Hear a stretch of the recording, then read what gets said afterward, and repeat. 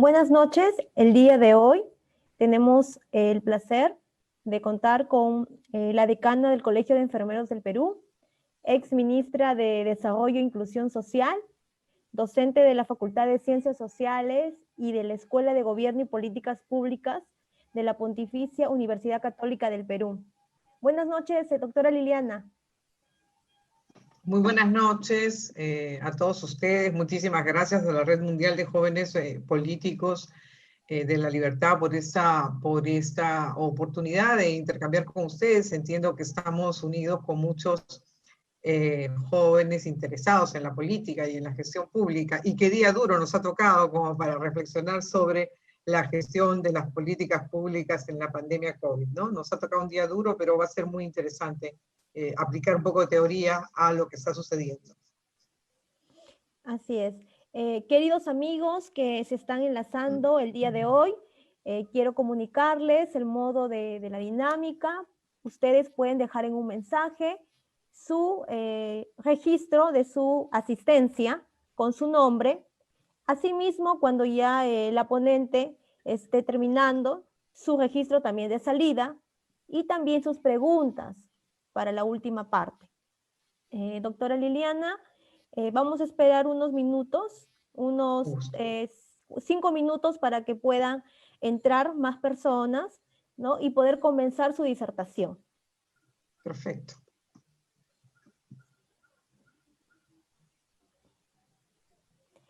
Entonces, queridos amigos, no se olviden de colocar su registro de su asistencia. Gracias por estar con nosotros. Este coloquio siempre se realiza todos los jueves, donde siempre esperamos su presencia, donde compartimos diversos temas, no solamente políticos, sino también diversos temas sociales, ecológicos, etc.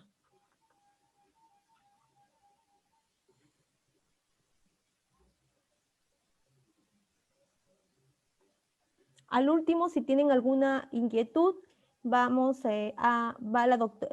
magistra Liliana va a responder todas sus preguntas que ustedes puedan tener.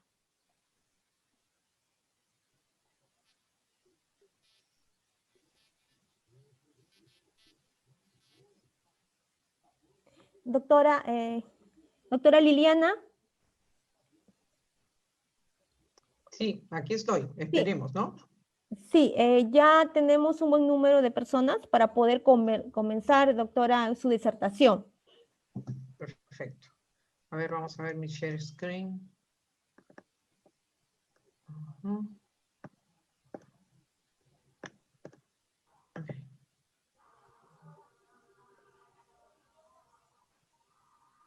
Están mirando, ¿no? Mi screen. Sí, sí, estamos observando las diapositivas.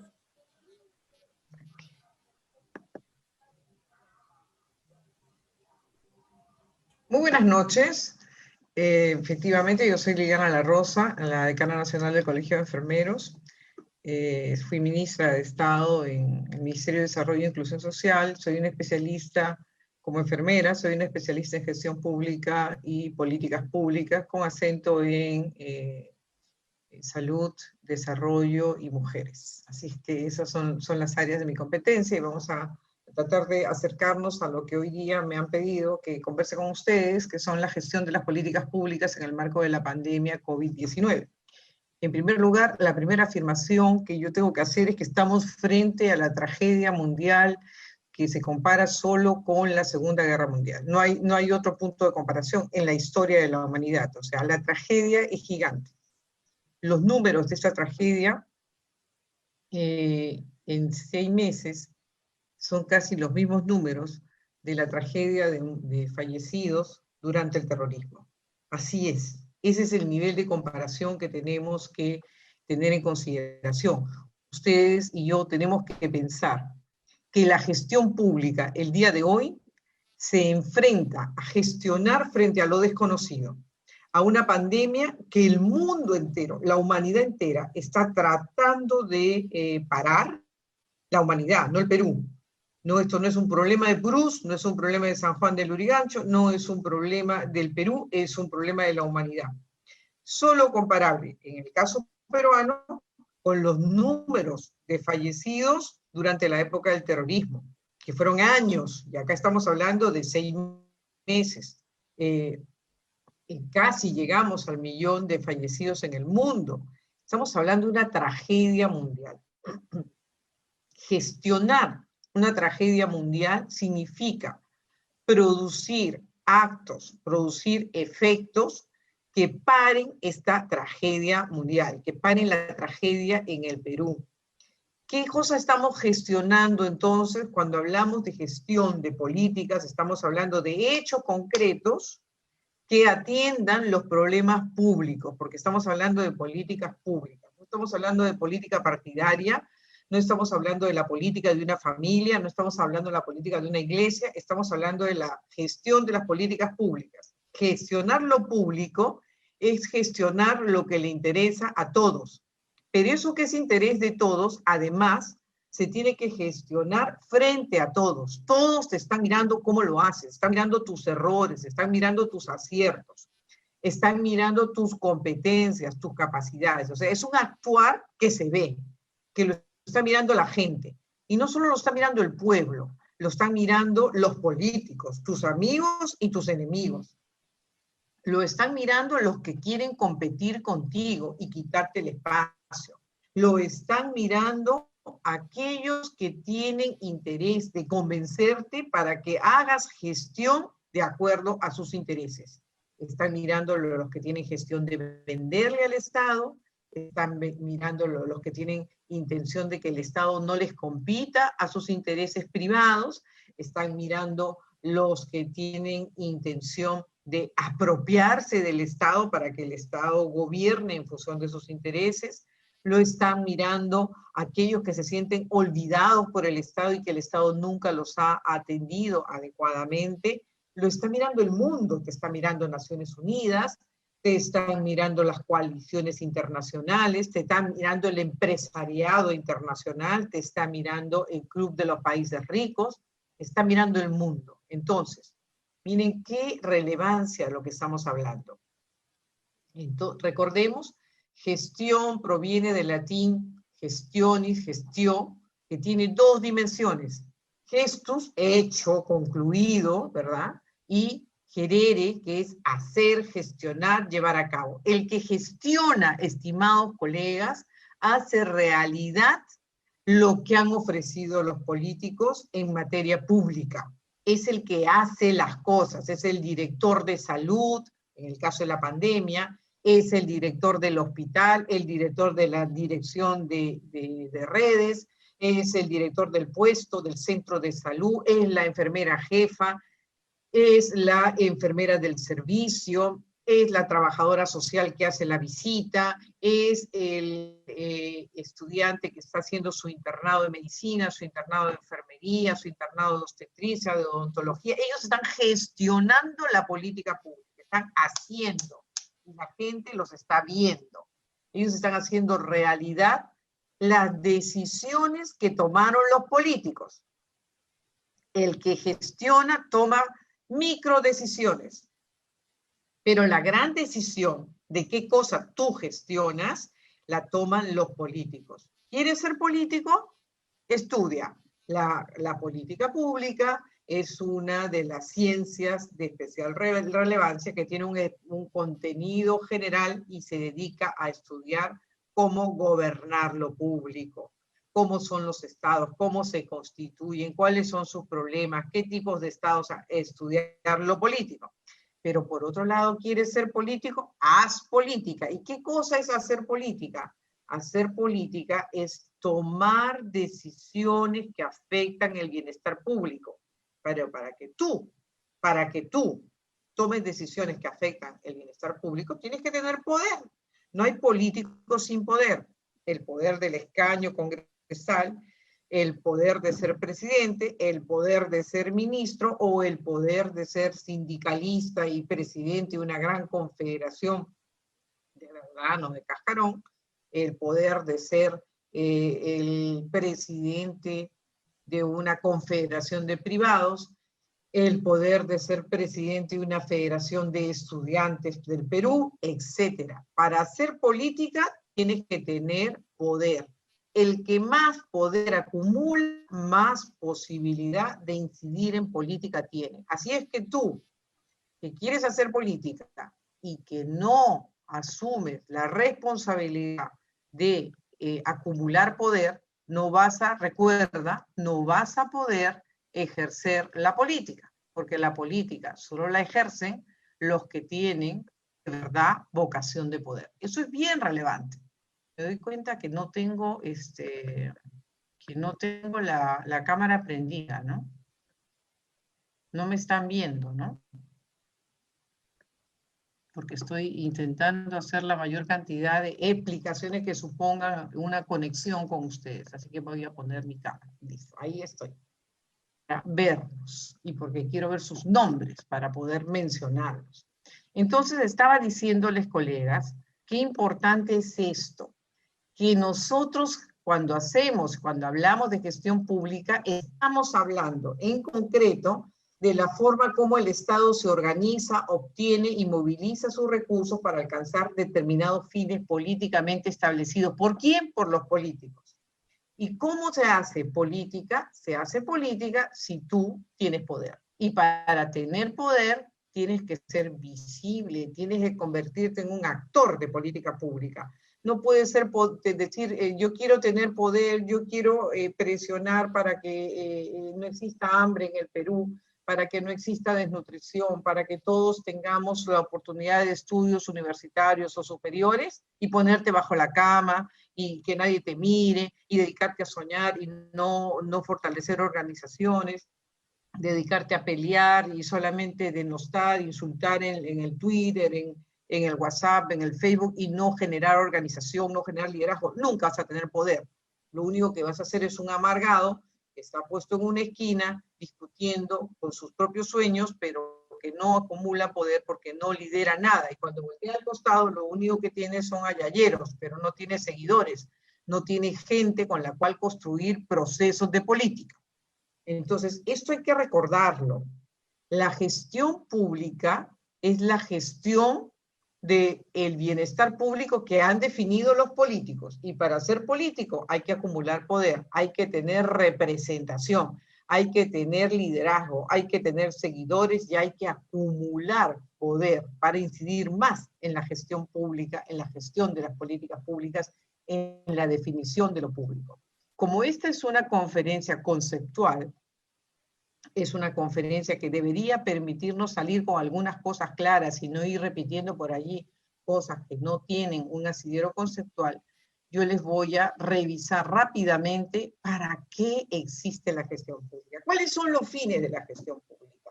La primera cosa que tiene que hacer la gestión pública es proveer fines públicos, bienes públicos. ¿Qué cosas son los bienes públicos? Los bienes públicos son aquellos que se consumen gratuitamente, que si yo los consumo no excluyen a que Marita los consuma, o Roberto los consuma, o Ricardo los consuma, ni hace que porque yo los consuma soy rival de Ricardo que también quiere consumir. No. ¿Qué ejemplos podemos dar? El aire limpio, por ejemplo. ¿Yo le puedo impedir a Ricardo que respire? No, ¿verdad? Aunque él sea de Trujillo y hoy día estemos en Lima y estemos en una zona donde la municipalidad ha tomado la decisión de no dejar entrar combis, una zona donde hay muchos árboles y se ha invertido todo el impuesto de la gente de ese municipio en ponerlo verde, en ponerlo bonito, en evitar el smog, ¿verdad? Ricardo no ha puesto plata en eso. Han puesto plata los que viven en esa zona, pero es los que viven en esa zona, ¿le pueden impedir a Ricardo respirar ese aire puro? No le pueden impedir a Ricardo. ¿El que Ricardo respire impide que ellos respiren? No, por tanto, no es excluyente, no hay rivalidad en el consumo. Pero yo le puedo cobrar a Ricardo por respirar, dado que él no es de la municipalidad, él no paga impuestos ahí, pero se ha ido a pasear por mi parque, y mi parque es limpio, y mi parque no tiene smog. Yo le puedo cobrar por respirar diciéndole, ay, tú eres de Trujillo, tú no puedes venir acá gratis, tienes que pagar por respirar. ¿Le puedo cobrar por respirar? No, ¿verdad? ¿Verdad que no? Entonces ese es un bien público clásico. Cuando yo soy autoridad y limpio el aire, estoy produciendo un bien público clásico. Cuando yo soy autoridad y pongo monumentos, pongo a Micaela Bastidas acá, pongo allá a la Torre allá, pongo a Tupac Amaru por acá, pongo una enfermera heroína de la pandemia del COVID por acá, pongo un médico héroe de la pandemia, pongo un técnico de la salud, ¿ah? Cuando yo hago eso, estoy generando un bien público clásico. Son monumentos que todos pueden ver, que nadie me puede cobrar por mirar, y que si yo miro, los demás también pueden mirar, no hay rivalidad en el consumo. Si yo manejo embarcaciones, si yo soy un pescador y hay una luz de un faro que yo no pagué, que yo no puse ni un sol para que esa luz del faro exista, pero esa luz del faro me salva la vida, eso es un bien público clásico, porque me orienta, pero yo no he pagado por eso, pero nadie puede impedir que yo lo mire.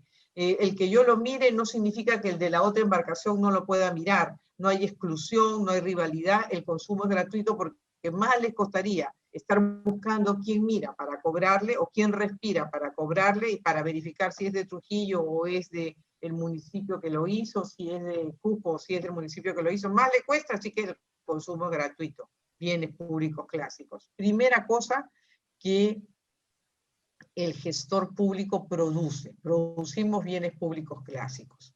¿La salud será un bien público clásico? No. Cuando la gente dice, sí, la salud es un bien público, no, según la teoría económica, no. ¿Por qué? Apliquemos ese concepto.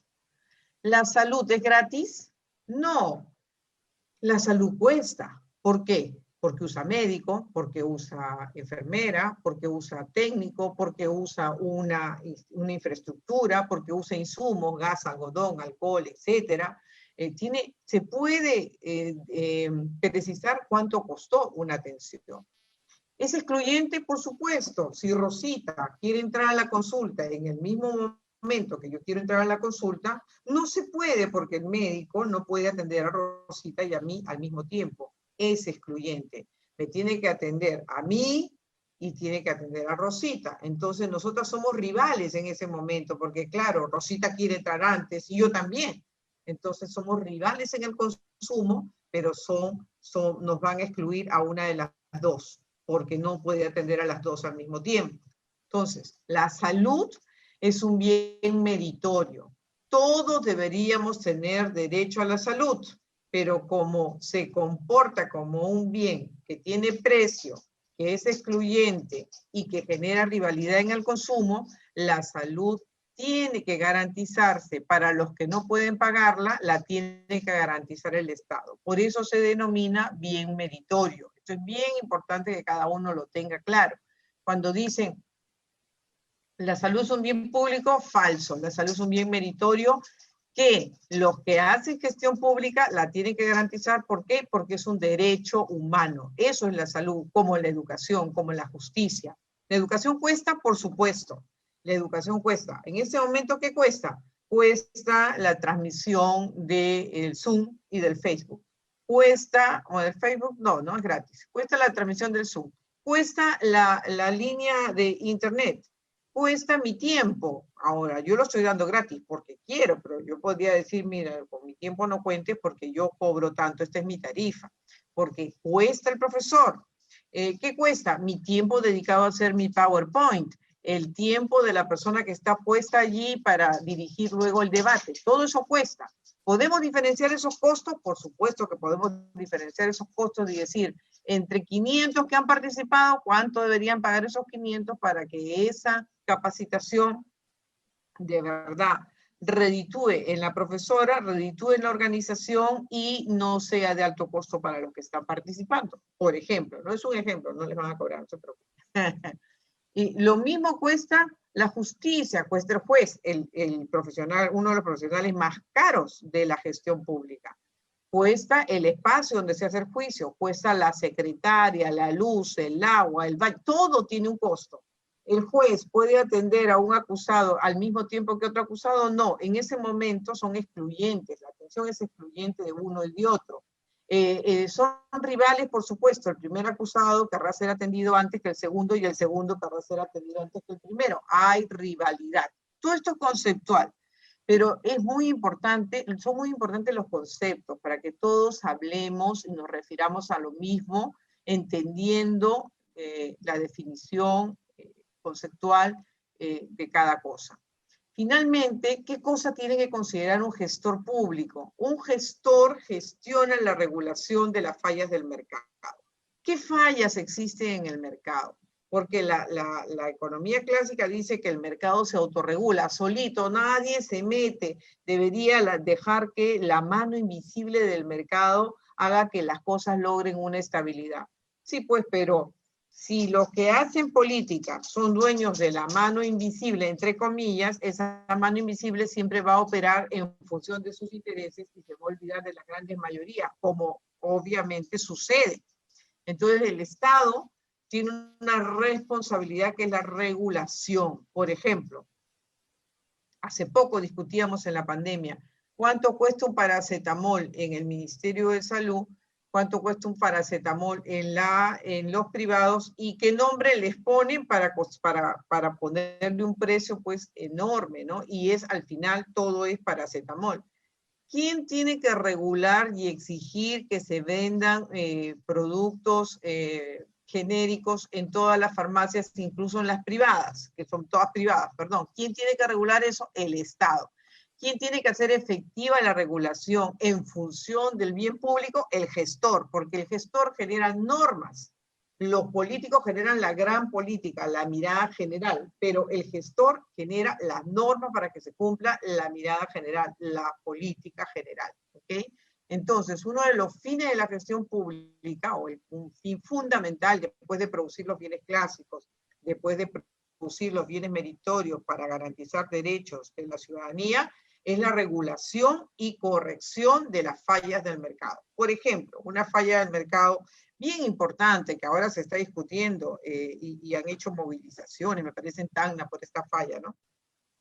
Hay gente que compra cosas a crédito y cree que ahorra bastante, ¿no? Entonces, por ejemplo, va y se compra un polo en un supermercado grande donde tiene hasta tarjeta de crédito y la tarjeta de crédito dice 120% de interés por comprar con mi tarjeta. Pero saca ese día una gran oferta y dice 2 por 1 y va el desinformado y compra a 120% de interés y lo paga en 5 meses. Este polo pues le cuesta carísimo, le cuesta casi como, no sé, algo inalcanzable, ¿no? Y se va endeudando. ¿Quién debería corregir esa usura? Porque esos son créditos usureros. ¿Quién debería corregir? Pues lo debería corregir el que está a cargo de la gestión de la política pública, siempre que exista un consenso entre los políticos que la usura debe ser combatida. Por eso, el gestor implementa lo que los políticos deciden, pero el gestor también hace micropolítica. El gestor también puede impulsar decisiones para que los políticos las consideren y decidan. Así es que hay que tener siempre en consideración que hay un juego entre el gestor y el político. ¿Cuáles son las funciones del Estado que tenemos que garantizar? ¿Qué deberíamos garantizar ahora en esta tragedia de la pandemia mundial? ¿Qué cosa debería hacer el gestor de políticas públicas? Miren, las funciones mínimas que deberíamos garantizar hoy deberíamos garantizar la salud, miren, en bienes meritorios, la salud asistencial, la educación primaria y la vivienda social. Imagínense, la salud asistencial, ¿está garantizada? ¿Están garantizadas las camas UCI? ¿Están garantizadas la hospitalización? ¿Está garantizado el triaje? ¿Está garantizado los servicios para nuestros hermanos psicóticos, esquizofrénicos, tuberculosos en el primer nivel de atención? ¿Están garantizadas las vacunas para los recién nacidos en el primer nivel de atención ahora en plena pandemia? No, no están garantizadas. Se ha puesto el acento en garantizar la atención de los pacientes COVID con complicaciones, pero se ha descuidado el primer nivel de atención y la atención a las múltiples necesidades que tiene la ciudadanía. Entonces, hay bienes meritorios que son una función mínima del Estado que no están siendo producidos. Estamos garantizando la educación especialmente para las personas de la zonas más vulnerables. No, ni la primaria. ¿Por qué? Porque no está garantizado el Internet.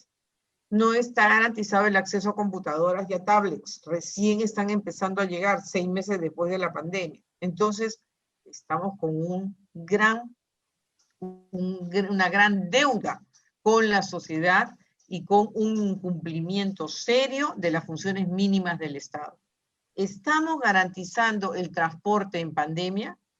¿Estamos garantizando los servicios de utilidad pública en pandemia? Por ejemplo, el agua, porque estamos diciendo, para evitar la pandemia, para evitar el contagio, acuérdate de tu mamá. Eso dice el Colegio de Enfermeros. Acuérdate de tu mamá. ¿Por qué de tu mamá? La primera, manos limpias. La segunda, mascarilla. Acuérdate de tu mamá. Manos limpias y mascarilla. ¿A ustedes les ha pasado que salen a la calle y no tienen mascarilla? Es porque no se acordaron de su mamá. Entonces, antes de salir de su casa, acuérdate de tu mamá. Manos limpias, mascarilla. Cuando llegas a tu casa, también te tienes que acordar de tu mamá. Lavarte las manos y quitarte la mascarilla, ¿ok? O quedarte con mascarilla si tienes abuelitas, si tienes alguien con cáncer, con tuberculosis, etcétera, porque tienes que evitar contagiar. Pero también acuérdate de tu mamá, que tu mamá siempre te dice distancia, toma tu distancia, ándate tranquilo. Distancia física, ¿ok? ¿Eso sabe la gente? ¿Cómo puede la gente lavarse las manos si no tiene agua, si no tiene acceso al jabón? ¿Cómo pueden los más pobres del país ponerse una mascarilla si no tienen acceso a una mascarilla de calidad? Se ponen su trapito y se lo ponen en la boca porque no terminan de entender para qué se usa la mascarilla, porque el gobierno y los ciudadanos no estamos cumpliendo las funciones mínimas de la gestión, que es enseñar en las 47 lenguas originarias qué es el COVID y por qué hay que usar la mascarilla, por qué hay que taparse la nariz y la boca y por qué hay que cubrirse los ojos, por qué hay que usar la carilla en los buses. No, eso todavía no se conoce, la gente no sabe de qué es, cómo se contagia el virus. Tenemos un montón todavía de personas que no tienen la información necesaria porque no se han corregido las fallas del mercado. Los servicios de utilidad pública no llegan a la gente. No hay agua, no hay transporte adecuado. Decimos, ¿conserva la distancia física? Sí. A ver, anda, súbete al micro y se puede conservar la distancia física. Anda, haz tu cola en el Metropolitano a ver si puedes conservar la distancia física. Andas tu cola cuando pagan el bono en el banco a ver si puedes conservar la distancia física. ¿Por qué pasan esas cosas? Porque no se está cumpliendo las funciones mínimas. La producción de los bienes públicos, la producción de la integridad también están en cuestión. La cantidad de corrupción. ¿Han visto lo que hoy día ha dicho el Contralor? Que el año pasado hemos perdido, creo que dijo 24.000 millones. Para que se ubiquen, estimados colegas.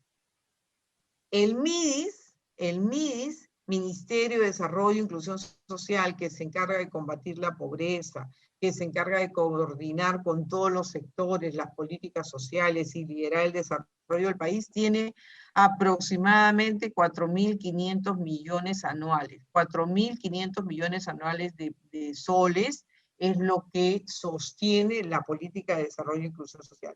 Y los corruptos se han levantado más o menos poco más de 24.000 millones de soles. ¿Cuántos MIDIS se han levantado? 6 por 4, 24.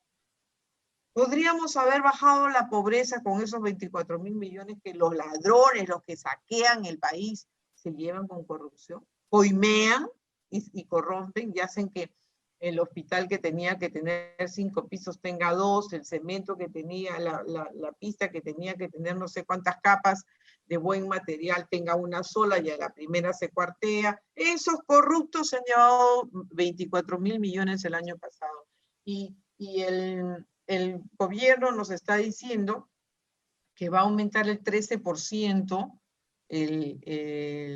la inversión en salud para el próximo año, que eso te lleva más o menos a 20.000 millones. O sea, no le llegamos ni a lo que se han levantado los corruptos el año pasado en la economía peruana. ¿Qué es lo que está faltando? Integridad. Falta control de la legalidad. O sea, no se está cumpliendo esta función de integridad, ni la mínima, que es control de la legalidad y financiamiento. Estas son las 4 funciones que a mí me gustan, funciones del Estado, que deberíamos cumplir los que hacemos gestión pública de la política pública. ¿Y qué es la política pública, colegas? Para tener claro el concepto, ¿no? Es una serie de decisiones o acciones intencionalmente coherentes, tomadas por diferentes actores públicos y a veces no públicos, también por los privados. Ojo, ojo, muchos privados dicen, no vamos a permitir que pongan octógonos. Y pararon la política como 4 años. Muchos privados dijeron, históricamente en el país, el Estado no debe crecer. ¿Y saben qué? Tenemos 87% de los servicios de primer nivel de atención de salud precarios. Gracias a quién? A esos que dijeron el Estado no debe crecer. Gracias a esos miserables que han hecho que el Estado y la situación de salud esté como esté, hoy somos el primer país con mortalidad en el mundo por COVID. ¿Por qué? Porque mientras Alemania tiene 136 enfermeras por cada 10.000 habitantes, el Perú tiene 16. Y así dicen, el Estado no tiene que crecer. ¿Por qué toda la plata de salud va en recursos humanos? Esta gente es ignorante. Lo más importante en salud son los enfermeros, los médicos, los técnicos, los administrativos. ¿Por qué? Porque es un bien de servicio. No producimos pistas ni edificios, producimos salud, vida. Eso produce salud. Entonces, la situación que tenemos hoy se la debemos a todas las decisiones o acciones que han tomado los políticos que están en lo público, pero también muchos políticos que son los grandes dueños del país que administran lo privado. ¿Por qué? Porque se han comprado partidos políticos. No se olviden, hay privados que han financiado, gracias a su buen corazón y su defensa de sus intereses, a partidos políticos. Yo sé que ustedes saben de qué partidos estoy hablando y sé que ustedes saben de qué privados estoy hablando. Han financiado millonarias sumas a partidos que lo que han hecho es instalar una política neoliberal de flexibilización laboral, de eliminación de la carrera pública, de eliminación de derechos fundamentales, de incumplimiento de las funciones básicas del Estado, esas funciones que acabamos de revisar y que yo quiero que no se olviden, las funciones de provisión de bienes públicos, de corrección de fallas del mercado, de bienes meritorios y de integridad. Esas funciones han sido impedidas o han sido neutralizadas, han sido escasamente desarrolladas porque hay actores políticos, públicos y privados, que a través del ejercicio del poder y de sus nexos institucionales han tomado decisiones en función de la gente, diciendo que representan a un colectivo. Acuérdense, por favor, esta afirmación es de Subirats, uno de los grandes de la ciencia política. Acuérdense, estimados colegas, cómo, por ejemplo, por muchos años se ha pretendido reformar el vaso de leche, porque se sabe que hay mucha filtración, se sabe que la provisión de la leche no saca de la desnutrición a los niños, se sabe que debería haber alimentos de acuerdo a cada región, se sabe que debería condicionarse para vincularlo a acciones de salud y de seguridad alimentaria, etcétera, se sabe. Pero detrás del vaso de leche hay una empresa a la que se le compra el 80% de la plata del vaso de leche se va en esa empresa. Entonces, cuando tú quieres cambiar la política de dotar la leche, esa empresa moviliza a las señoras a nivel nacional y detrás de ese discurso de por los niños hay intereses de privados, estimados colegas. Y muchas veces las mismas señoras no se dan cuenta y creen que están defendiendo lo justo. Pero lo que pasa es que muchas están siendo utilizadas y otras solo están sirviendo a quienes están defendiendo sus intereses a través de ellas. Es muy importante que siempre estemos atentos a ver quiénes son los actores de la política, qué cosa quieren, cuáles son sus intereses, si su interés está en la provisión de bienes públicos, meritorios, en integridad y en corrección de fallas del mercado, o si sus intereses están en impedir la corrección de fallas del mercado, impedir, por ejemplo, impedir las leyes contra el monopolio, impedir las leyes de estabilidad laboral, impedir las leyes contra la usura. Ojo, impedir la reforma política, impedir que anulen la posibilidad que procesados y sentenciados en primera instancia puedan participar en el gobierno del país, en las elecciones. Todo eso tiene un trasfondo, todo eso obedece a intereses. Esas acciones o decisiones representan a distintos grupos, a distintos intereses, a distintas formas de ver el problema público, representa las distintas formas de experimentar el problema, de definir el problema para definir soluciones. Hay todo un proceso decisional. Ese proceso de toma de decisiones en la historia de nuestros países, tiene que ver con cuánta plata se pone al crecimiento del Estado. Ojo, estimados colegas, hoy se estaba discutiendo en estas 2 semanas, se estaba discutiendo el presupuesto público. Se estaba discutiendo la posible sanción a la ministra de Economía, que era una forma de decirle al Estado, no estamos de acuerdo con la política económica, señor Vizcarra, cambie esa política económica y mejórela en una dirección distinta, donde se garanticen derechos de los recursos humanos, donde se amplíe el dinero para salud, donde se amplíe la inversión en pequeñas y medianas empresas y no en los ricos del país, donde se precise de mejor manera el fortalecimiento de las acciones de fiscalización laboral, de fiscalización del cumplimiento de las normas de salud, donde de verdad se priorice garantizar el agua para la gente, para los más de 7 millones de peruanos que no tienen agua para lavarse las manos y menos para tomar, y donde el medio ambiente de verdad sea cuidado y no sigamos siendo un país extractivista que no cuida sus recursos ni cuida la parte del planeta que le toca y su propia Amazonía. ¿Cómo hacemos, colegas, cómo hacemos en medio de este gran debate, cómo podemos entender que ayer salga Keiko hablando contra el populismo y hoy sacan el video que han sacado?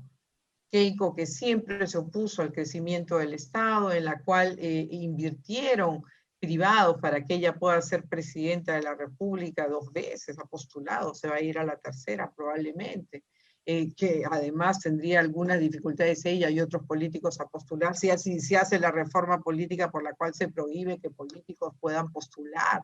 Ojo, nada de esto es gratis, en la política nada es casual. Todo es armado y eso lo tenemos que tener claro. No hay que pecar de inocente. Miren este gráfico, es muy importante. Quiero que lo miren. Las barras en azul son América Latina. Las barras pintadas en gris son los países desarrollados. ¿Ya miraron? ¿Ya se dieron cuenta? Las barras en azul, América Latina, las barras en gris, países desarrollados. Abajo están los años. Y al lado izquierdo está el porcentaje que se invierte, el gasto del gobierno central como porcentaje del PBI, del Producto Bruto Interno, que es la torta de todo lo que produce un país, ¿no? El Producto Bruto Interno de todo lo que produce un país en estos años, ¿ya? ¿Cuánto de toda esa torta se mete en el gasto del Estado, en el gasto público? Van a comparar países desarrollados con países de América Latina. Si ustedes se dan cuenta, en 1937 los países desarrollados gastaban aproximadamente el 23,8% de su Producto Bruto Interno en el gobierno central, en garantizar bienes públicos, bienes meritorios, control de las fallas del mercado e integridad, ¿ya? En 1937. ¿Cuándo los países de América Latina gastan 23% como porcentaje del PBI en el Estado. Miren las barras azules, 23% gastaban aproximadamente en el 2000, entre 1900 y 2002. Miren la diferencia. Los desarrollados ya en 1937 gastaban 23%. ¿Cuánto gastan hoy los países desarrollados en el gobierno central? En hacer que su gobierno funcione, en garantizar salud, educación, pista, justicia, en garantizar integridad, corrección de fallas del mercado, sanciones, grandes jueces. ¿Cuánto gastan? 43.5% del conjunto de su Producto Bruto Interno. ¿Y cuánto gastamos nosotros? Nosotros gastamos 25%. ¿Cuál es la diferencia entre 25 y 43? ¿Cuánto nos llevan? Nos llevan casi 20%, estimados amigos y amigas. Por eso, cuando ustedes escuchen a los ayalleros de siempre, a los opinólogos de siempre decir, hay que reducir el gasto público, hay que reducir el Estado, ¿saben lo que están diciendo? No queremos que corrijan las fallas del mercado, creemos en la mano invisible. Nosotros no queremos que se produzcan bienes meritorios, salud, educación, justicia, no, que la gente pague por salud, por educación y justicia y que queden los mejores, que queden los que deben sobrevivir. Y los pobres, bueno, los pobres pues son gente incapaz, son gente que no merece vivir. Entonces, ¿por qué el Estado, por qué yo tengo que con mi plata sostener a los pobres? Eso piensa esa gente.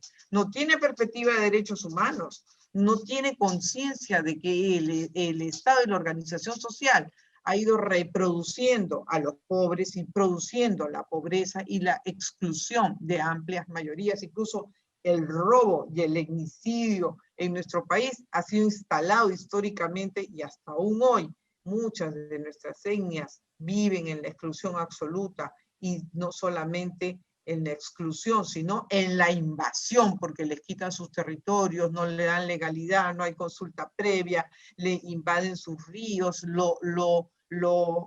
malogran sus tierras, etc.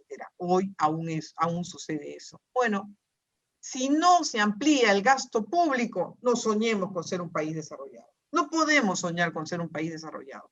Han aplaudido muchos a la ministra diciendo una joven de Harvard ha crecido, a pesar de las grandes deficiencias económicas que trae la pandemia, ha aumentado un poquito el gasto público. Sí, pero también sigue pagando deuda. No quieren mover las reservas. Y una amplia suma de las reservas está sirviendo en este momento para garantizar los préstamos para las grandes empresas. Y dicen, ¿cómo lo justifican? Porque si caen las grandes empresas, caen más empleos. Y graciosos, ¿no? Graciosos. Graciosos. Porque lo que están diciendo es que el gasto público está direccionado. Y necesitamos ampliar el gasto público para las funciones esenciales, porque no se están cumpliendo las mínimas, las intermedias, y de lejos no estamos cumpliendo las avanzadas. Entonces, colegas, este cuadrito es muy útil. Es muy útil darse cuenta que en los países más adelantados lo que hay es un gasto del gobierno central más grande como porcentaje del PBI que en los países de América Latina que estamos como estamos, con un escaso sistema de protección social. ¿Cómo nos encuentra entonces el COVID? Y con esto acabo para pasar a las preguntas, ya me extendí bastante. Colegas, el COVID nos encuentra con un gasto público bajito, con un gasto en salud que está por debajo del promedio de América Latina. Nos encuentra con una gran brecha, con una gran falta de enfermeras frente a las que tiene Estados Unidos. Ellos tienen 88 por cada 10.000 habitantes, nosotros 16. Los españoles tienen 55 por cada 10.000, igual que los italianos, nosotros 16. Los alemanes 136 por cada 10.000, nosotros 16. Nosotros hacemos lo que hacen 136 por cada 10.000 en Alemania. Eso es lo que está sucediendo. Así nos encuentra el COVID. El COVID nos encuentra con el primer nivel de atención abandonado. ¿Y saben por qué? Porque hay esa concepción de para los pobres, políticas pobres. Entonces a los pobres le dan cunas donde no hay profesoras, donde no hay enfermeras, donde hay voluntarias explotadas con 450 soles mensuales por trabajar 6 o 7 horas.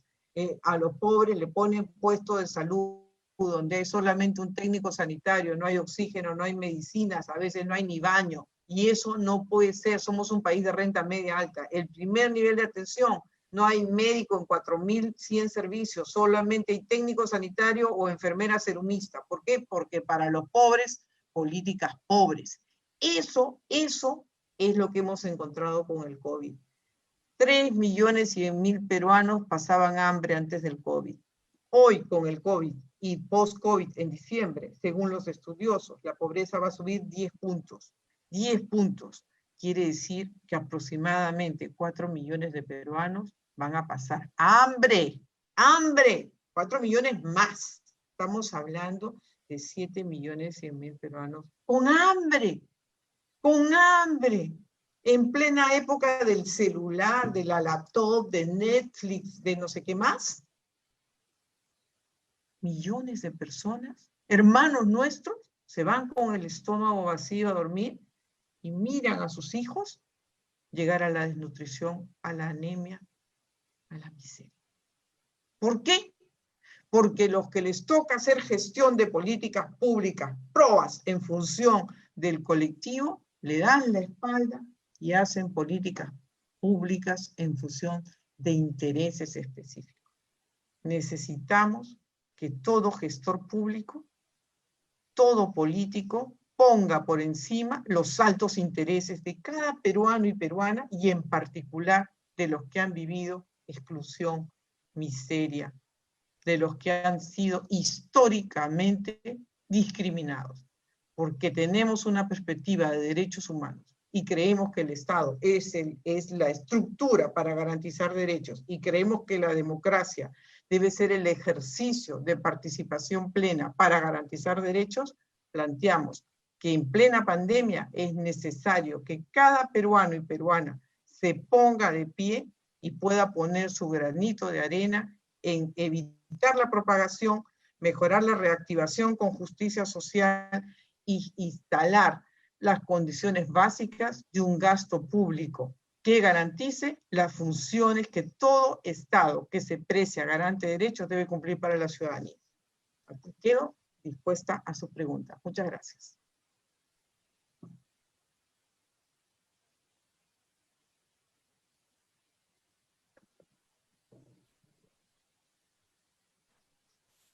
Listo. Gracias. Muchas gracias, decana, por su disertación. Vamos a contestar algunas interrogantes de las personas que invitamos para que puedan hacer sus preguntas. Quería resaltar algunas cosas que usted ha mencionado importantes, ¿no? Como la parte de que el gestor es el que genera la norma, aquel que hace una micropolítica que impulsa decisiones para que los políticos puedan decidir, ¿no? Asimismo, también habló la importancia de la educación que debe tener el personal, ¿no?, de salud, que prácticamente hoy en día en los medios de comunicación no son tan acertados, ¿no?, como lo que es enseñar el buen uso de la mascarilla, lo que es el uso también del protector, ¿no? Cosas, digamos, que son muy cotidianas, muy simples, pero que realmente no hay un mensaje, digamos, más claro, ¿no? Sería muy importante que lo hace el profesional de salud, ¿no?, de alguna manera, y que poco a poco creo que va calando para que pueda, ahorita por ejemplo con los últimos spots publicitarios, ¿no?, que hemos observado acerca de también la concientización que tiene que tener la persona, porque no solamente es que ya tú te contagias, sino puedes contagiar a las personas que están en tu familia, y muchos de ellos son personas, seres queridos como tus padres, tus abuelos, ¿no? Dependiendo quiénes son las personas que viven en esa familia, ¿no? Bueno, vamos a responder algunas interrogantes. Decana, nos dice Eli Vive, dice, ¿cómo mejorar el sistema de salud, ya que en esta pandemia se ha desenmascarado muchas deficiencias? Año tras año no hubo mejoras en salud. ¿Cómo mejorar el sistema? Bueno, esa es parte de la tarea, ¿no? Yo creo que les venía al final diciendo que es necesario mayor gasto público en salud. Es necesario aumentar el gasto público, no solo en salud, porque el problema de la pandemia no solamente es salud, ¿no? Tiene que ver con la educación, tiene que ver con que el acceso a los bonos, tiene que ver con seguridad alimentaria, porque la gente está pasando hambre y por eso sale de sus casas, por eso se aglomera, busca empleo, porque tú no puedes dejar de trabajar cuando tú vives al día, cuando tú eres un microbusero, eres una costurera, eres el que vende salchipapa, tú no tienes ingresos fijos, y tienes que producir tu día a día, no puedes quedarte en tu casa pues 6 meses sin trabajar, te mueres de hambre y se mueren de hambre tus hijos, ¿no? Y el Estado, el MIDIS, debería atender a estas personas a través de los comedores populares, las municipalidades deberían establecer los albergues, etc. Entonces es necesario aumentar el gasto público, pero también es muy importante, estimados colegas, aumentar la calidad de los profesionales. Es necesario que el gestor comience a tener una mirada más amplia. ¿Quién ha triunfado en esta pandemia? El gestor tubular, el gestor que tiene una visión así chiquitita. ¿Por qué? Todos hablan, todos, y le han vendido al presidente y le han vendido a los políticos, todos hablan de camas UCI, todos hablan de hospitales y no hablan de el primer nivel de atención, evitar la propagación. Lo que necesitamos es más enfermeras y más médicos en el primer nivel de atención, porque si allí hiciéramos la detección temprana, el aislamiento oportuno, la medicación oportuna, la educación sanitaria oportuna, si allí se pusieran los pilones de agua para que la gente se lave las manos, si se les diera la mascarilla, el jabón, y se les diese los alimentos allí en los colegios que ahora están cerrados, y que tienen almacén y tienen espacio para albergues y tienen cocina, porque Jaliguar me lo ha puesto, si todo eso se organizara bien, en este momento la pandemia ya estaría controlada desde mi punto de vista, pues ya son 6 meses. Recién están empezando a instalar comités en los distritos. Eso es el absurdo. ¿Y saben por qué? Porque nunca le han dado voz a enfermería, ni a psicología, ni a los tecnólogos médicos, ni a las trabajadoras sociales. No tienen voz. Y andamos ahí discutiendo entre nosotros los chiquitos cuando lo que tenemos que hacer es una mirada más grande, tenemos que saber incidir en políticas, establecer propuestas, protocolos. Desde el inicio enfermería dijo, prioricen el primer nivel de atención, fortalezcan el sistema sanitario desde abajo, mejoren las emergencias, amplíen las UCI, pero sin primer nivel de atención que contenga, las UCI van a estar rebasadas. Si esto no lo paras bien, las UCI van a estar siempre llenas y rebasadas. Y eso es lo que está pasando. Entonces tenemos que empezar a invertir en servicios para los más pobres, pero no servicios pobres, servicios de calidad. Así es, decana. La licenciada Sandra Vargas Quirós nos dice, ¿cuáles serían las ordenanzas municipales que se deben fortalecer en nuestras provincias? Sandra, muchas gracias, interesante. Bueno, hay un montón, ¿no? Hay un montón. Voy a centrarme en 3. La pandemia nos ha mostrado que tenemos un sistema de focalización malazo, malazo. ¿Qué necesitamos? ¿Saben ustedes quién hace la focalización? ¿Quién define quién es el pobre? No es el MIDIS, es el alcalde. Es el alcalde y sus funcionarios locales los que mandan la información.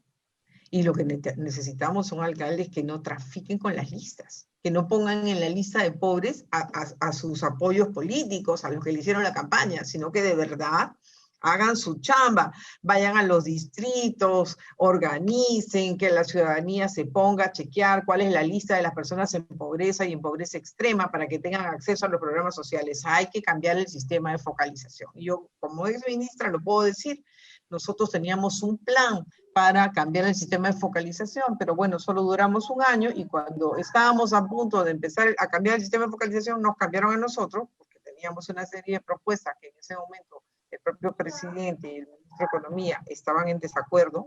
Nosotros, por ejemplo, proponíamos que todos los subsidios deberían sacar a las personas de la pobreza y no mantenerlos en la pobreza.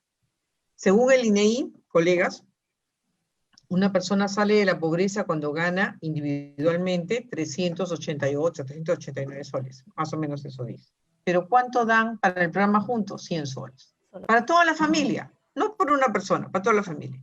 A los abuelitos, ¿cuánto le dan? 125 soles. Oye, el abuelito que tiene 70, 80, 90 años, no puede trabajar y le dan 125 soles. Y yo como ministra en ese momento decía, presidente, eso no puede ser. Nosotros le tenemos que subir a los de pensión 65 por lo menos a 400 soles para que el Estado de verdad esté garantizando el derecho a vivir como gente.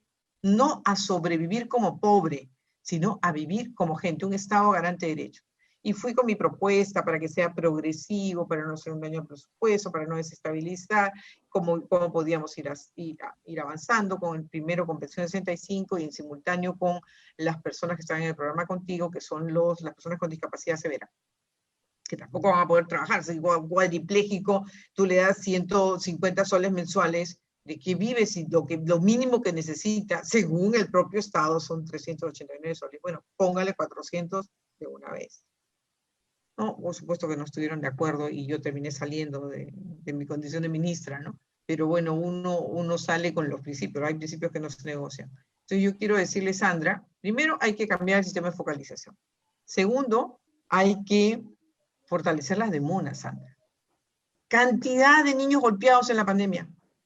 Cantidad de mujeres golpeadas en la pandemia. Hay que fortalecer las demunas que dependen del gobierno local y hay que fortalecer los centros de emergencia mujer y los mecanismos ciudadanos para luchar contra el machismo y el patriarcalismo. Porque todos estos miserables que golpean mujeres, que le echan ácido, que las chantajean, las hacen llorar, las humillan y les hacen creer que son inservibles, todos estos miserables deben estar presos. ¿Y quiénes deberían meterlos presos? Todas las mujeres, todas nosotras de buena voluntad y todos los hombres decentes que les duele el corazón cuando maltratan a una mujer. Segunda cosa, ahí, miren, sistema de focalización de MUNAS, Centro de Emergencia Mujer. Y la tercera cosa, los alcaldes deberían sacar normas para el albergue local y el sacar al contagiado de su casa y ponerlo en el albergue local y dotar a la familia del contagiado del alimento necesario por 15 días para que no salga de su casa, además de generar los mecanismos para que la gente tenga acceso al agua, aunque sea un pilón cada 5 cuadras, pero acceso al agua limpia para poder garantizar ese lavate en la mano, quédate en casa. Sí, seguimos. Gracias, Sandrita. Asimismo, Jonathan Montalvo Requena, decana, dice, buenas noches, les saluda desde el distrito de San Juan de Lurigancho, porque no hay buenas estrategias públicas para los comerciantes informales que han invadido en esta pandemia por doquier. Mira, Forsyth, lo que he hecho esta mañana, yo lo puse en mi Face, me quedé indignadísima. Les han metido policía, los han tirado al piso, los han golpeado, le quitan a la gente la poca frutita, las 10 máscaras que vende para sobrevivir. ¿Qué? Eso es una injusticia que clama al cielo. Un gestor público nunca debería hacer eso y quiere ser presidente. A mí, francamente, me parece indignante.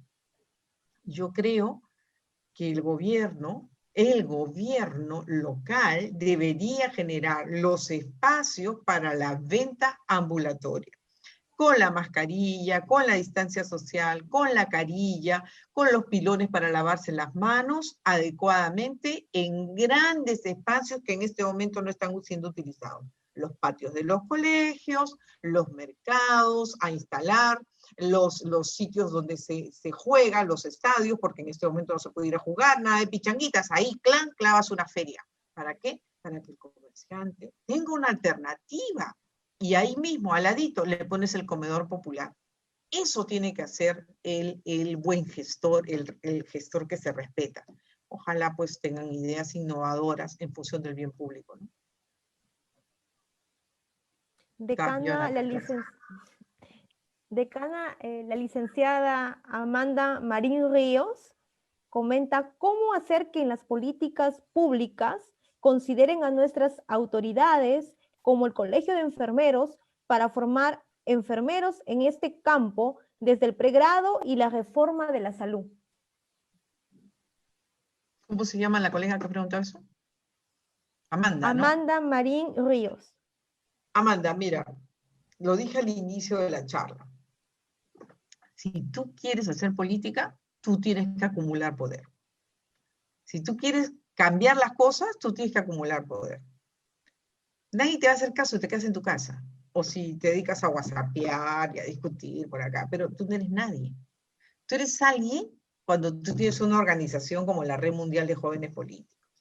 Tú eres alguien cuando asumes la responsabilidad de tu sindicato.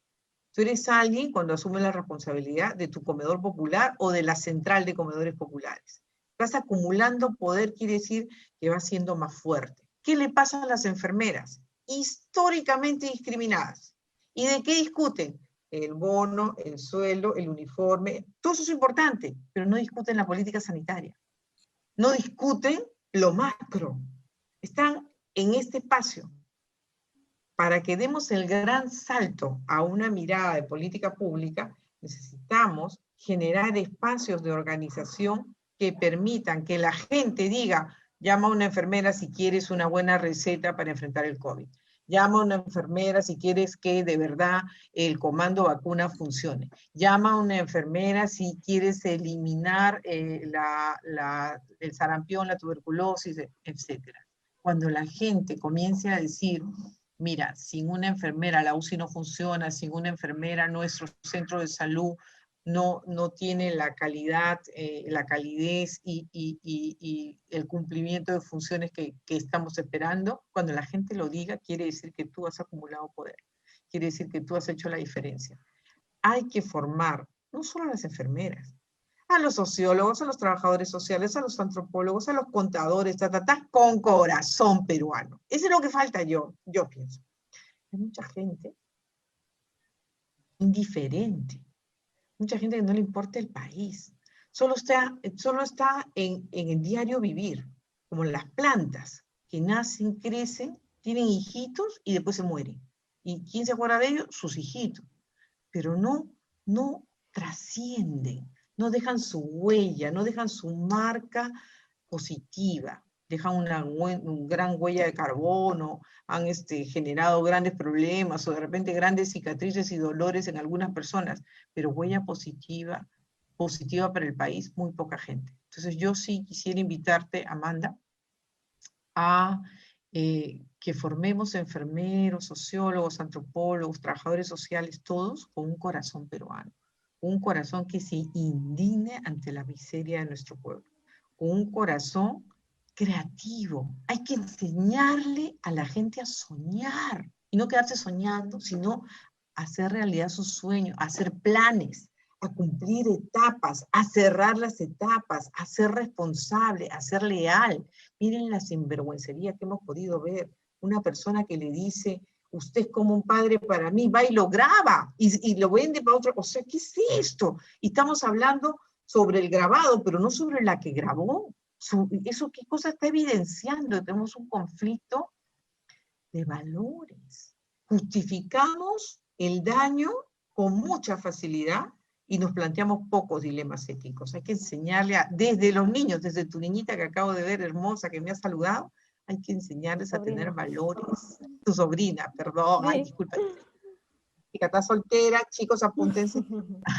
Entonces, desde chiquitos hay que enseñarle a amar al país, y amar los valores y a ser gente decente. Yo creo que así vamos a hacer una política pública distinta y una gestión que genere desde el micropoder cambios sustantivos y sostenibles en el tiempo. Muy bien. Decana Nelly Isabel nos comenta, buenas noches, solo las personas que ocupan cargos administrativos o que tienen poder en el sector público pueden realizar gestiones de política pública. No. Entonces, la señora del vaso de leche no hace política. Hace política, yo te voy a decir.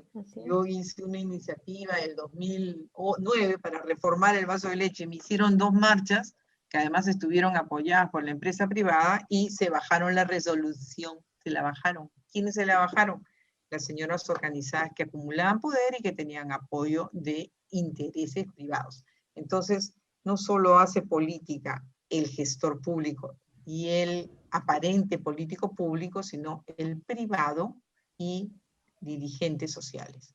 ¿Ustedes creen que los dirigentes, miren, les voy a poner el ejemplo, de las grandes feministas que han luchado para que tengamos el derecho al voto, ¿ellas eran funcionarias públicas? No, ni siquiera podían ir al colegio. Ni siquiera podían ir al colegio. Si su marido no las dejaba salir, no podían salir, ellas no se podían divorciar. Y si no se habían casado, su papá era su dueño, su jefe, hasta la muerte del padre. Ellas siempre eran tratadas como menores de edad, como tontitas, las mujeres, nosotras. Les debemos a esas grandes luchadoras que les pegó el papá, que les dijeron machonas, que les dijeron putas, que las insultaron, que las humillaron. A ellas les debemos que hoy yo sea profesional, que Jessica esté discutiendo de política pública, que no dependamos de un marido, que nosotras digamos que hay igualdad de derechos con el hombre, que nosotras podamos votar, que podamos elegir y ser elegidas. Se la debemos a ellas que lucharon. Así que el que piense que el poder lo tienen los funcionarios públicos está bien equivocado. El poder está en ti. Si tú decides cambiar las cosas, desde el huequito en que estés, puedes cambiarla. Lo que hay que hacer es ser estratégico, posicionarse, generar acumulación de poder, tener ideas que generen cambios e instalar esos cambios y hacerlos sostenibles. ¿Y saben qué? Sobre todo no hay que frustrarse, porque esto no es para los ansiosos que quieren que mañana se haga el cambio, no. Uno se muere y no vio el cambio, pero se muere con la conciencia que produjo un proceso imparable, porque como dijo Tupac Amaru, volveré y seremos millones. A él lo mataron, pero la independencia se hizo. Vamos a cumplir 200 años del Bicentenario, estimados amigos y amigas. Ojalá que tú seamos los millones que el país necesita, millones de peruanos que el país necesita para independizarnos de estas tonteras que nos meten en la cabeza los medios de comunicación y de verdad romper con la discriminación y la injusticia social y construir un país justo y distinto para todos. Decana, hay muchas interrogantes de parte de las colegas, del público en general. ¿Podemos seguir con alguna de ellas? Dos más. Ya, muy bien. La licenciada Stephanie Carpio Cortés. Buenas noches, magíster Liliana La Rosa Huertas. Les saludo desde la ciudad del Cusco. Felicitarla por excelente ponencia y darle las gracias por el incentivo al empoderamiento en enfermería. Con esta pandemia se pudo descubrir la realidad del sistema de salud, asimismo identificar los nudos críticos en salud y valorar el trabajo que realiza nuestro gremio. Como bien se dijo, enfermería es la columna vertebral del sistema de salud. Mi pregunta es, ¿cuáles son las intervenciones de enfermería en un hospital 3.1 para desempeñar políticas públicas? A ver, en un hospital 3.1 tú puedes hacer todo. Tú puedes hacer atención primaria, tú puedes hacer provisión de servicios, tú puedes hacer administración, tú podrías ser la directora del hospital, tú podrías ser la jefa de emergencia, tú podrías ser la anfitriona que recibe a la gente. ¿Saben de quién depende? De ustedes. ¿Por qué las enfermeras permiten que los guachimanes reciban a la gente? Eso es inmoral. Eso es inmoral.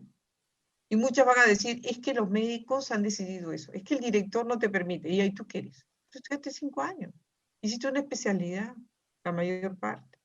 Tú eres una profesional. Y sobre todo, ustedes son la mayoría de cualquier hospital. Porque yo les escucho, miren, me ha pasado muchísimo como decana, ¿no? Las escucho, ay, que las obstetrices. Y le digo, ¿cuántas son ustedes? 200. ¿Cuántas obstetrices hay? 80. ¿Y de qué estás hablando? ¿De qué estás hablando? Tú eres la mayoría. ¿Por qué no generas el cambio? ¿Por qué estamos mirando a los demás cuando lo que tenemos que hacer es sumar obstetrices, sumar médicos, somos un equipo, no podemos estar peleando. Lo que necesitamos es estar en función del ciudadano. Y el ciudadano necesita que el guachimán sepa de salud. Por tanto, no puede ser el guachimán el que lo recibe. Tiene que ser un profesional de la salud, un psicólogo, una enfermera, allí tiene que estar. Y tiene que hacer el triaje en la puertita. Y tiene que haber una anfitriona profesional, que puede ser una trabajadora social, una enfermera, un psicólogo. y se puede instalar emergencias humanizadas como se instalaron en tantos países de la región. Hay que aprender eso, emergencias humanizadas. A los que de verdad son una emergencia, a los que son una urgencia, y se separan. Y se atienden de manera diferenciada. Unos pueden esperar 5 horas y otros tienen que ser atendidos inmediatamente. ¿Cómo va a saber el guachimán? El guachimán solo sabe decir si pase, no pase, hasta ahora no se puede pasar, porque él hace el mejor de sus esfuerzos. ¿Quién tiene que responsabilizarse del ingreso? La enfermera. Para eso está formada, para eso tiene una visión general, holística. Necesitamos cambiar el ingreso. Necesitamos cambiar la forma en que se espera la emergencia. ¿Ustedes han ido a las emergencias? En el paciente de la camilla, de la silla, de la silletita, el de la banca y el del piso. ¿Por qué nos hemos acostumbrado a eso y no nos indigna? ¿Por qué nos hemos acostumbrado a eso y no nos indigna? Las primeras que tienen que decir, no vamos a permitir que haya paciente en el piso son las enfermeras. Y no, ella misma va empujando la cama. Oye, acuérdense de Florence Nightingale. ¿Qué dijo Florence Nightingale? Espacio, distancia. La gente se muere cuando está junta. A ver, yo fui por una apendicitis y salí con tuberculosis porque el del costado estaba con tuberculosis. Y nadie me separó. Al contrario, vino la misma enfermera y me puso al que tenía tuberculosis y me lo puso al costadito con una silletita. Sí, eso sucede. ¿Y por qué sucede? Porque no aplican su conocimiento, porque no defienden sus derechos y porque no exigen el derecho del ciudadano. Entonces cambien las emergencias, las UCIs. Oigan, llega el paciente con COVID. Ya, no entra celular, no entra ropa, y entra UCI, ya. 10 días, 12 días, 30 días, el familiar afuera. ¿Quién le dice al familiar, tranquilo, la cosa va bien, no te preocupes? Mira, hoy día resulta, no, paciente tal, tú. Yo las he escuchado, el de la cama 2, el de la cama 5. Ya sabe, colega, usted, todo lo que hay que cambiar. Estoy segura que ahorita, después de mi respuesta, usted tiene un montón de respuestas en su cabeza. Si usted está en un hospital, 3-1 dijo, ¿no? 3, ¿qué tipo de hospital? 3-1. Está en un hospital 3-1, vaya mañana a revolucionar su hospital. Vaya y pegue una chequeada, con ojos para ver, con oídos para oír, con corazón abierto. Pórtese como paciente y no como enfermera. Y mire cómo es la recepción en su hospital. Mire cómo es, pero con ojos de paciente, como si fuese su madre, cómo es sentarse en la emergencia. Mire cómo es la hospitalización. Mire con la angustia con la que esperan los familiares en la puerta, esperando que la puerta se abra y le digan algo de su paciente. Y no les digan, murió. Mire cómo es. Y usted va a encontrar cómo construir valor público, cómo hacer las cosas diferentes. Si enfermería se empoderase y fuese la voz del ciudadano, nuestros hospitales serían distintos. Pero ¿sabe qué ha pasado? Las enfermeras agachan la cabeza, no representan al ciudadano y sus intereses y no cambian los servicios, solo siguen haciendo la rutina. Y eso es indignante. Y muchas de ellas lo único que esperan es la salida. Se sacan la mugre, trabajan un montón y a la salida cierran la puerta y se van. No están pensando cómo mañana voy a mejorar mi servicio, cómo voy. Esas son pocas, somos pocas las que andamos. Ay, voy a hacer un mural, voy a mejorar esto, voy a hacer una investigación. Son poquísimas, la mayoría para la clínica, para la guardia, para acá, para allá, las enfermeras taxi, ¿no? De aquí corro para allá, y de allá corro para acá, y además tengo que cocinar a mi manganzón hijo de 20 años, y tengo que verle su camita. Encima de todo, reproduciendo esquemas machistas. Tenemos que cambiar las cosas desde casa, desde el corazón. Tenemos que cambiar las cosas desde nuestro comportamiento. Así que ojalá mañana vayas con un espíritu revolucionario a mirar tu hospital de manera distinta y estoy segura que se te van a ocurrir 500 ideas para mejorar. Y cuenta con nosotros, con tu colegio, para hacerlo realidad. Decana, como última pregunta, tenemos de Malula Cruz. Nos dice, Malú. buenas noches. ¿Cómo luchar contra la corrupción en política si quienes desean hacer política clara, transparente, es discriminado y silenciado? Ay, ¿tú crees que le fue fácil a las sufragistas lograr el voto? ¿Tú crees que a los campesinos les fue fácil defender su tierra? ¿Tú crees que a los analfabetos les fue fácil tener derecho al colegio? ¿Tú crees que a los indígenas o que mira la historia. Luchar contra la corrupción va a hacer que digan que eres corrupta. Luchar contra la corrupción te va a enfrentar con la gente más tóxica. Luchar contra la corrupción va a hacer que tu apellido esté en cuestión. Por supuesto, van a querer demolerte. Luchar contra la corrupción significa que tengas cuerpo para enfrentar la corrupción, que no te tiemble la mano, que no tengas miedo. Y aún cuando tienes miedo, porque yo tengo muchas veces miedo con todo lo que hago, pero aún cuando tienes miedo, priorices tus principios, los mantengas firmes y aún con tus lágrimas sigas adelante, porque es la única forma de marcar la historia. No dejar que nada ni nadie impidan que tus sueños se hagan realidad. Si tú sueñas con la justicia, si tú sueñas con la igualdad, si tú sueñas con la no discriminación, que nadie te pare. Pero para eso tienes que tener cuerpo. Y el cuerpo se educa. Como se educa el corazón, se educa el cuerpo. Te tiemblan las piernas seguramente 7 meses. El 8º mes ya no te van a temblar, vas a estar firme. Y se te va a temblar la voz en el primer discurso. En el segundo discurso te va a temblar menos. Y en el tercer discurso vas a estar firme. Así es. El cuerpo se educa. Los líderes se educan. Las capacidades de resistencia se educan. Yo cuando era jovencita, seguramente podría haber dicho, uy, todo lo que le hacen a esa comadre, yo nunca voy a resistir. Mire, todo lo que me hacen, todo lo que dicen, ya. Yo digo, bueno, ¿ahora qué me harán? Ya el cuerpo está hecho. Ya el cuerpo está hecho. Y los principios no se negocian. Así que si tú sueñas con luchar contra la corrupción y tienes miedo, pasa saliva, acepta que tienes miedo y sigue adelante. Educa tu cuerpo. Sigue liderando. Y un día no vas a tener miedo. Un día vas a ser tú la que produzca que otros sueñen como tú y que otros también pierdan el miedo. Cuando seamos menos sin miedo, vamos a poder cambiar las cosas. Florence Nightingale decía que el miedo es el mejor instrumento para eliminar tus capacidades.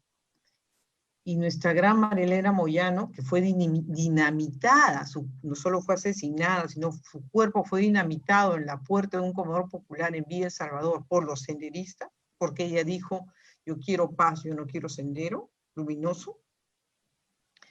Marilena Moyano decía, nuestra fuerza es no tener miedo. Esa es la fuerza indoblegable de los que creemos que es posible construir un país donde los derechos sean garantizados. No tengamos miedo. Nadie debe paralizarnos de miedo. Y cuando lo tengamos, pasamos saliva y vamos educando el cuerpo para adelante. Estimada decana, queremos que nos dé sus últimas palabras a toda la audiencia que ha estado muy concentrada en todo lo que usted ha hablado, sin antes agradecerle de parte de la Red Mundial de Jóvenes Políticos de Libertad su excelente y brillante exposición sobre este tema muy importante. Muchas gracias, Jessica. Yo quiero decirles que los felicito. Necesitamos más jóvenes políticos. Necesitamos que hagan política de la buena, no se metan con partidos corruptos, no se metan con gente corrupta. Necesitamos política que dé esperanza.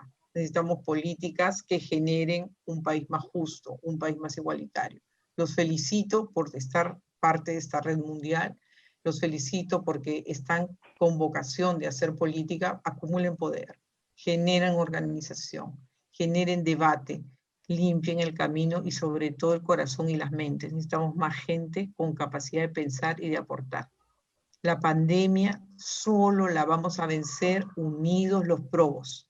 Existe hoy un movimiento que ha iniciado la Conferencia Episcopal de Acción Social con el liderazgo de Cardenal Pedro Barreto y el arzobispo Carlos Castillo, donde estamos participando distintos colegios profesionales, entre los jóvenes. Escríbanle, Red Mundial de Jóvenes Políticos, escríbanle a Cardenal Barreto, pónganse a la orden, ingresen allí, resucita Perú ahora. Necesitamos ser miles, haciendo que el Perú resucite a la esperanza, a la alegría, al combate a la pandemia y sobre todo al combate a la corrupción, al combate a la desesperanza, al combate a todos aquellos que lo único que traen son malas nuevas para nuestro pueblo.